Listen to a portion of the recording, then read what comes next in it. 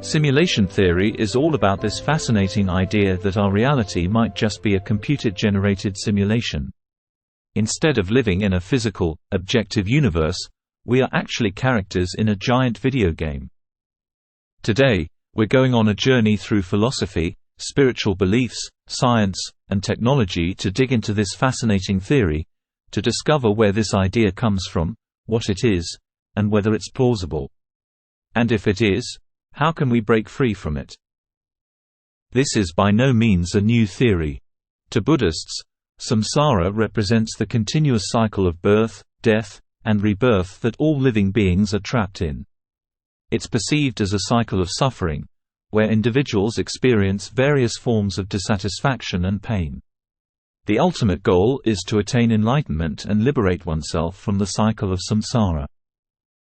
By breaking free from the cycle of suffering and gaining deep insight, individuals can achieve nirvana, a state of liberation and ultimately, peace.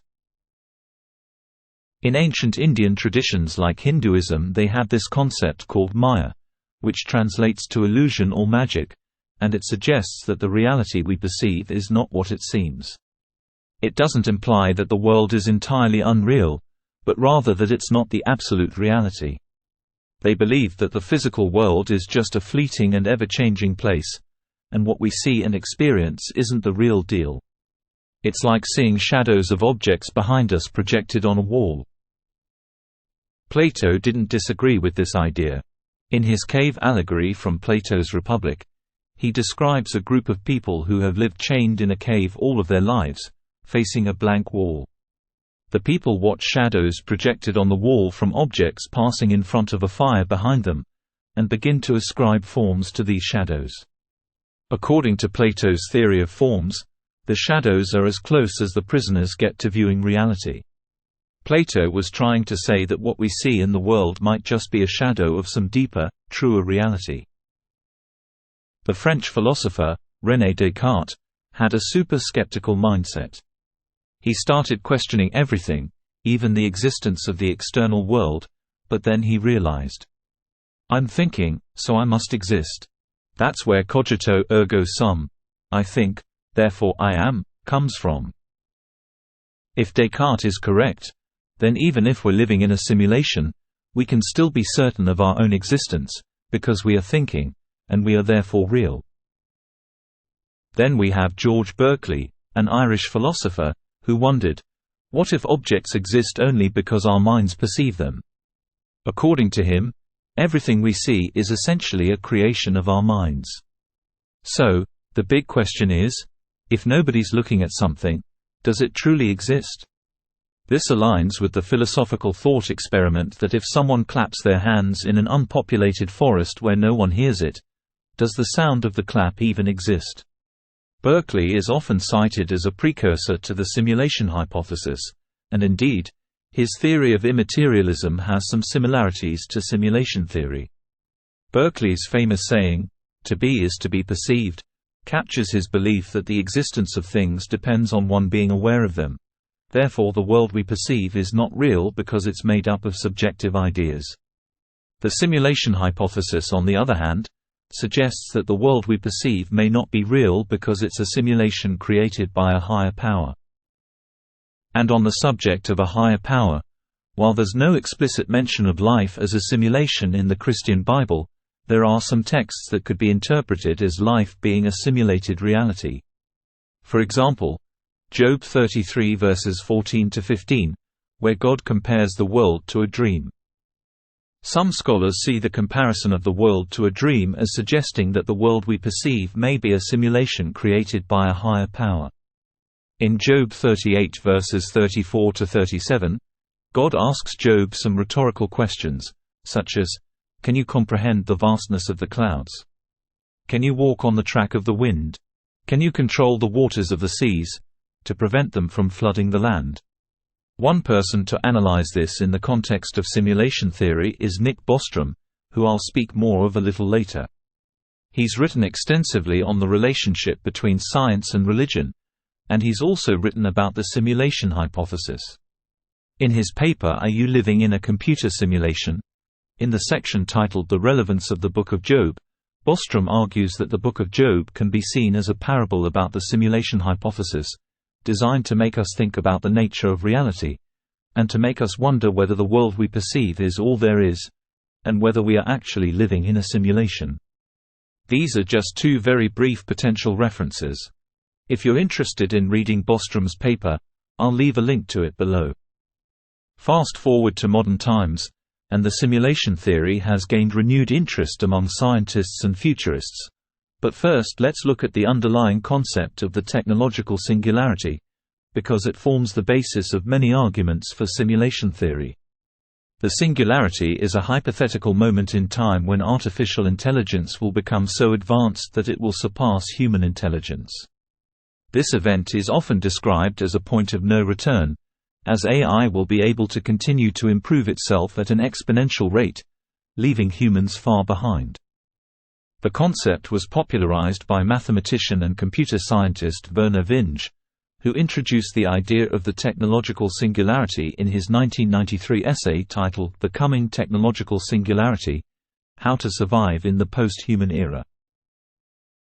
Nick Bostrom is a Swedish philosopher who's been called one of the most important thinkers of our time by The New York Times, and the most important philosopher of our age by The Guardian. His most famous work is The Simulation Argument, which he first presented in his 2003 paper that I mentioned earlier. The simulation argument is a probabilistic argument that suggests that it's more likely than not that we are living in a computer simulation. Bostrom's argument is based on three premises. The first is that the technological singularity will eventually occur. Secondly, he reasons that once the singularity occurs, it will be possible to create simulations of reality that are indistinguishable from the real world. And finally, if it's possible to create such simulations, then there will be a vast number of them created. Bostrom then goes on to say that if there are a vast number of simulations, then it's more likely that we're living in a simulation, rather than in the real world. This is because the number of simulations will increase exponentially over time, while the number of real worlds will remain constant.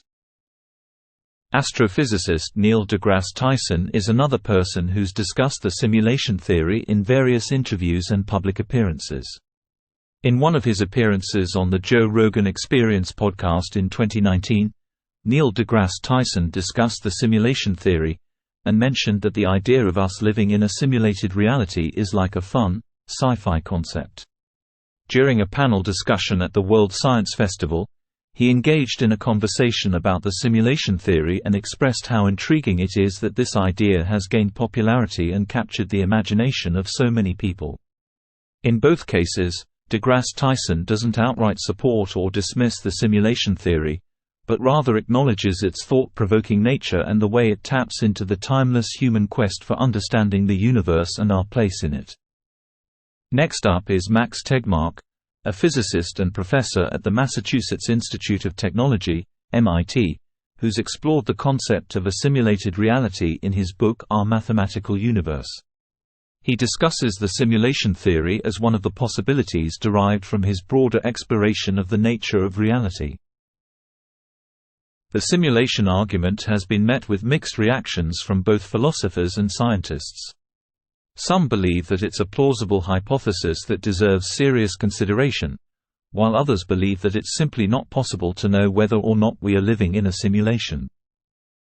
So, what evidence, arguments, and counter-arguments exist for the simulation theory? From a scientific standpoint, some theorists point to the fine-tuning of the universe's fundamental constants as a potential sign of a simulated reality. For example, the gravitational constant and the strength of electromagnetic forces are precisely tuned to allow for the existence of complex structures and life. The anthropic principle is a philosophical argument that suggests our observations of the universe are influenced by the fact that we exist as conscious beings within it. In the context of the simulation theory, this principle suggests that if our reality was a random series of events, it would be statistically improbable for us to find ourselves in a universe with the necessary conditions for life.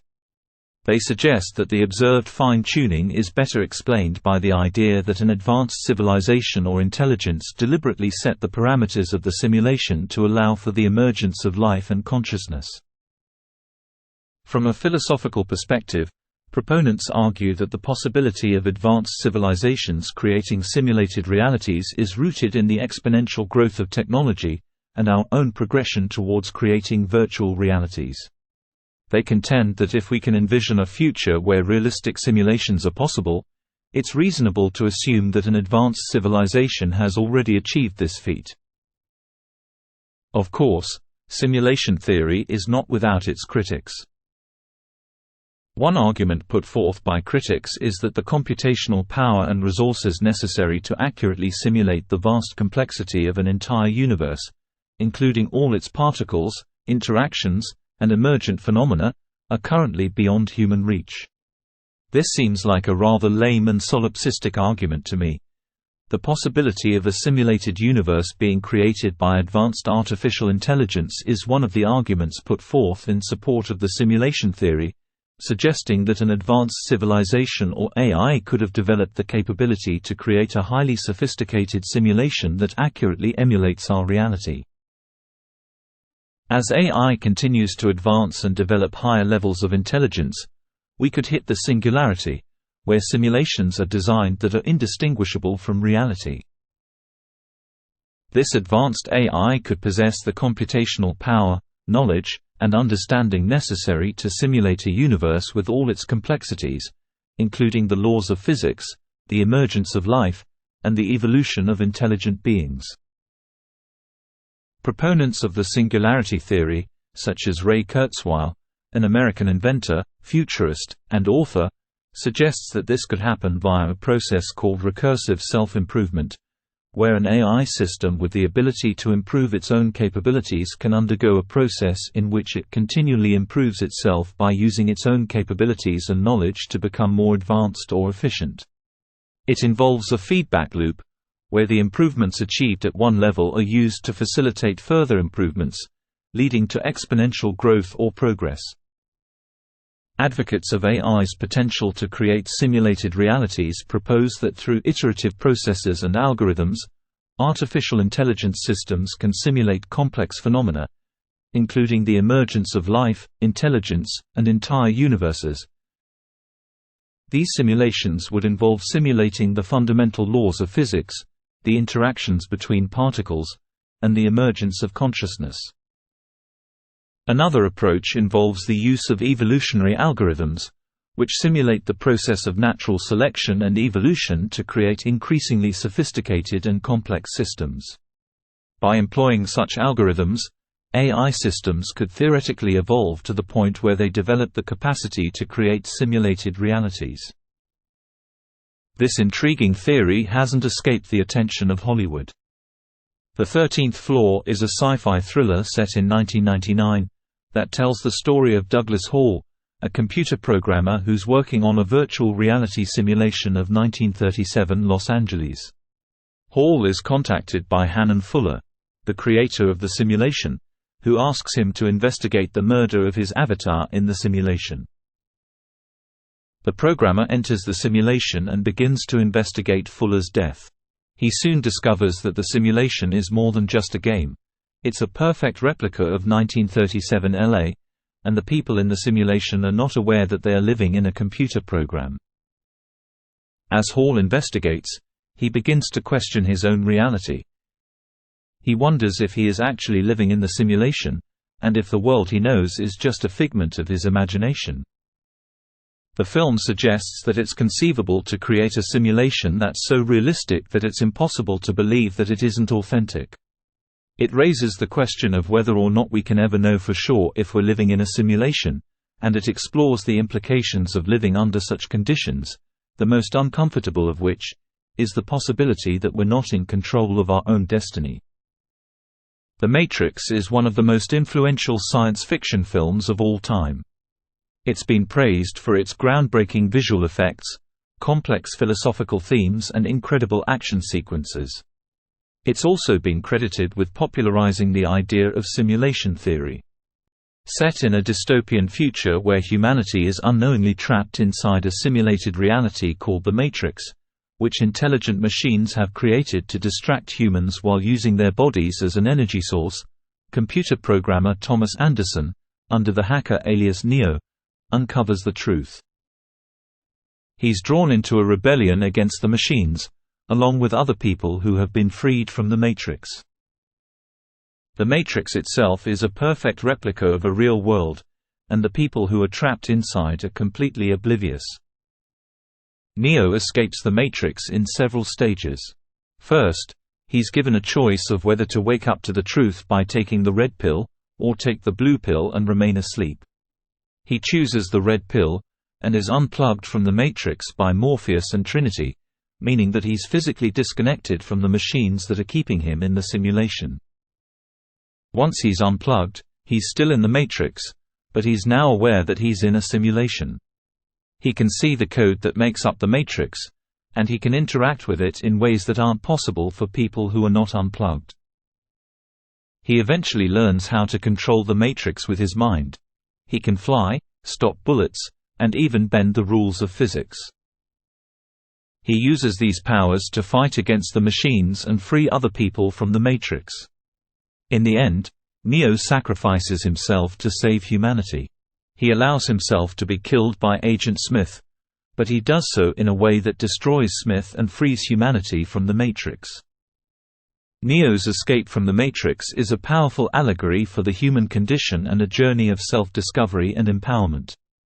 The red pill and being unplugged are two important concepts in the Matrix.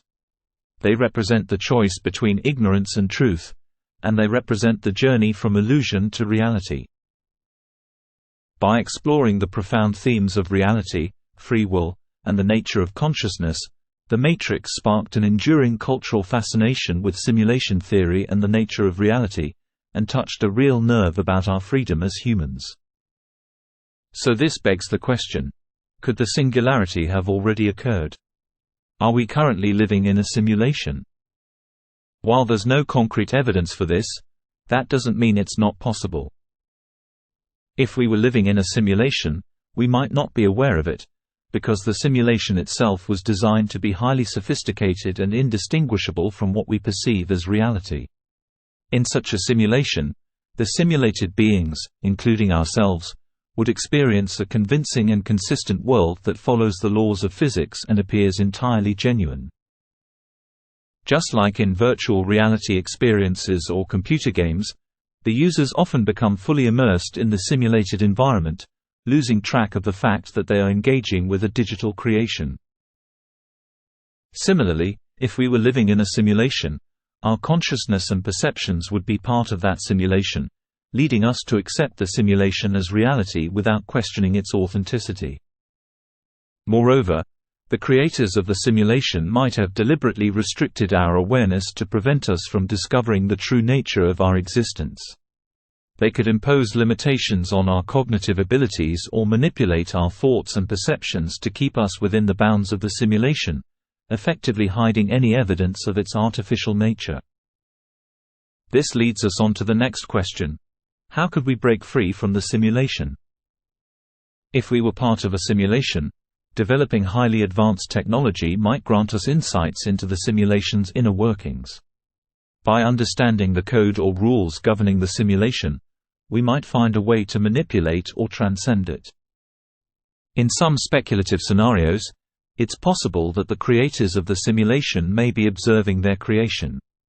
If we could somehow communicate with these higher beings, they might reveal the nature of the simulation and potentially offer a way out. Some theories propose that raising our consciousness or achieving a higher level of self-awareness could enable humans to transcend the limitations of the simulation. Through deep self-realization, meditation, or spiritual practices, we might uncover a higher truth about our existence.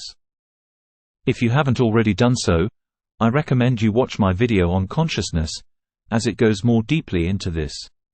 I'll leave a link at the end of the video. You've heard the phrase glitch in the matrix, right? In a simulated reality, there might be glitches or anomalies that hint at its artificial nature. Discovering and understanding these irregularities could be a potential path to breaking free. And finally, if all simulated beings within the simulation were to collectively recognize the nature of their reality, they might be able to pool their efforts to find a way out or communicate with the simulators. There are two social concepts that have been gaining a lot of traction in recent years: the awakening and the Great Reset. The awakening refers to a metaphorical or spiritual awakening, often associated with an increased awareness of the true nature of reality or self. It's a process of personal growth and realization that can lead to profound changes in one's perspective and actions. The Great Reset refers to the idea of a major transformation in society, particularly in the aftermath of significant global events or challenges. It may involve re-evaluating existing systems, values, and structures to create a better world. While these concepts may be explored in different contexts, they share common themes of questioning, transformation, and seeking a higher truth or liberation from perceived limitations, whether they be societal, spiritual, or related to the hypothetical simulation. It's important to note that these ideas exist within different realms. The awakening and the Great Reset are more focused on societal and personal transformation, while the idea of a simulated reality is a philosophical and theoretical concept without empirical evidence. So if we were actually living in a simulation, you might be wondering why the simulation was created in the first place. There are a number of theories. The simulation could be a vast scientific experiment conducted by a highly advanced civilization or extraterrestrial beings to study various aspects of life, consciousness, or the evolution of civilizations. It could serve as a way to understand the complexities of the universe or to simulate different scenarios for learning purposes. It might be a form of entertainment or education for a superior intelligence. Just as we create virtual reality or computer games for enjoyment or learning, a higher civilization could have designed our reality as a sophisticated form of entertainment or a simulated educational experience. Another idea is that it could be an elaborate recreation of an historical or ancestral reality, allowing beings from an advanced civilization to explore the past and understand the origins of their existence. The purpose could also be spiritual or existential in nature, allowing simulated beings to experience different forms of consciousness, self-discovery, and growth. Another theory is that it might be to explore ethical dilemmas, moral choices, or the consequences of certain actions. It could be a way for advanced beings to study the impact of their decisions on simulated beings, in the same way that some of us are now using AI to help us make decisions and see the potential implications of these decisions. The final intriguing possibility is that our simulation is just one layer within a series of nested simulations, each designed for distinct purposes or experiments. Lastly, let's have a quick look at what physics has to say about the subject. In simulation theory, the concept of observation and perception is crucial. Quantum superposition and observation is the idea that quantum particles exist in multiple states until observed or measured, and has led some to speculate that our reality might be simulated and only collapses into a definite state when we perceive or interact with it, much like the collapse of the wave function in quantum mechanics. Then there's quantum entanglement and interconnectedness. Simulation theory raises questions about the interconnectedness of our reality and the possibility of a unified underlying structure. Quantum entanglement, which allows particles to become correlated regardless of distance, has been likened to the interconnected nature of a simulated reality.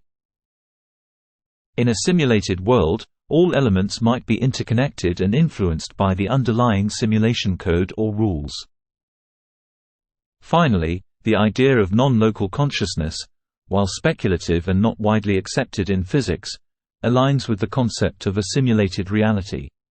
If we were living in a simulation, consciousness might transcend individual physical bodies and exist in a non-local, interconnected manner within the simulation. So maybe, like Neo in The Matrix, we have a secret power, and that is our non-local consciousness. If you've watched the trilogy, you'll find that Neo's death in the Matrix does not mean his death in the real world. We see the same theme in the 13th Floor, where the maker of the game survives, while his avatar is murdered in the simulation. We've already explored the idea of humans having alien DNA in a previous video, which sparked a lot of interest with viewers, and now we've looked at simulation theory as another possible way to understand our origins and our existence. What I find interesting is the enduring idea, whether in religion or physics, of self-empowerment as a mechanism for liberation from suffering, and even perhaps the simulation. We certainly see this with Neo in The Matrix. He discovers the rules of the game, he wakes up, and he claims his sovereignty and power. I think that's what many people found so inspiring in the movie. There's also this concept within the spiritual community that we are co-creators in the game. We're eternal fractals of the source energy, and we develop a kind of divine amnesia when we enter each life so that we can fully immerse ourselves in the game through our avatar. It supports the non-locality of consciousness in that respect. I kind of like this idea. It doesn't disempower us, and it still supports the simulation theory, except in this view, we aren't objects for someone else's aspirations or entertainment. We're participating for our own spiritual evolution. I think that's pretty cool, even if I sometimes question why apparently I chose to enter into this life with some kind of game plan, and then I promptly forgot the purpose of my mission. This sounds like an epic fail. So what are your thoughts? I'd love to hear your comments. Are we really just bits and bytes in a computer game? Until next time, you take care of yourself, and, most importantly, don't forget to feed and water your avatar. If you're interested in diving into any of the books I've mentioned in the video, I'll leave the links to purchase them on Amazon in the description box below.